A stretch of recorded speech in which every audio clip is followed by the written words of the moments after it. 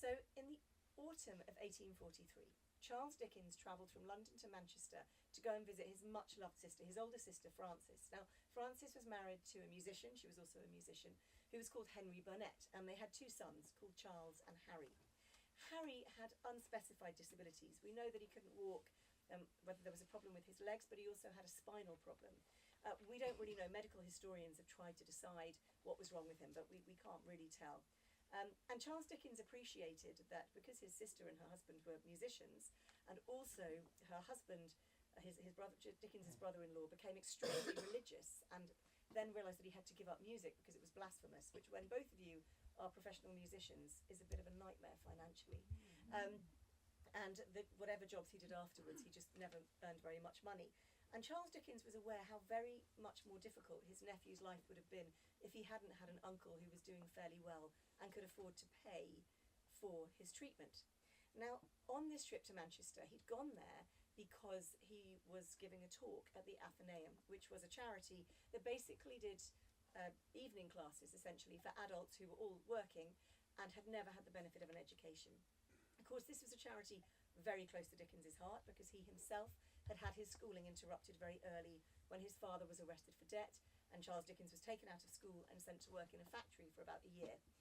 He then went back to school briefly, but then when he was 15, his father was arrested again, although not imprisoned that time, and Dickens had his education completely terminated, and he himself then had to kind of self-educate. To be fair, 15 was quite a decent age for a boy of that time to stay at school, but Charles Dickens, perhaps like Pip in Great Expectations, always longed to have more of an education. He would be very, very proud when his son Henry Fielding Dickens went to Cambridge, because this was the first of his children to go to university, and it was a major thing in the family. But Charles Dickens himself went up to Manchester to give a talk to raise money for this charity. He saw his sister, and he saw his friend Elizabeth Gaskell, who was very good friends with Elizabeth Gaskell. She wrote for some of his magazines. And the year before, Charles Dickens had gone to America for the first time with his wife Catherine. And while he was there, he had changed his religion.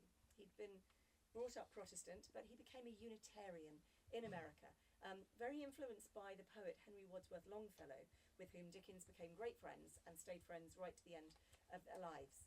And Elizabeth Gaskell was also a Unitarian. She'd grown up in the faith. Her father was a Unitarian minister, as was her husband. Have we got any Unitarians here? I find it a fascinating religion, and it's Christian religion, but it's very much based on the idea of helping those who need it more, Dickens felt, than Protestantism. He said that if anyone was going to do anything about poverty, it would be the Unitarian Church.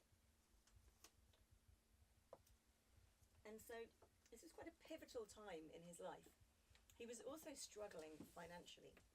He'd come back from America having been lauded. His trip to America has been compared to when the Beatles went to America. People went crazy over him. And then he wrote two books. 1842 to 1843, he wrote two books, American Notes, his first travelogue, which is fascinating, really interesting. I love it. You can read more about it in Dickens and Travel.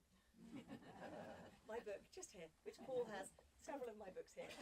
Please buy them up. And in American Notes, people didn't really get what was going on because it didn't have a plot. Travel writing was a fairly new genre. It had been being published for some time, but usually kind of fairly private printings given out to friends of friends. It wasn't something that was expected to be that commercial. And then here was Charles Dickens, who'd become pretty famous, publishing this book that nobody quite got, and the Americans were not pleased about it because he'd been, as they felt, very rude. He'd actually said lovely things about America, but he'd also said the things he didn't like, which included the corruption in the White House. Can you believe that?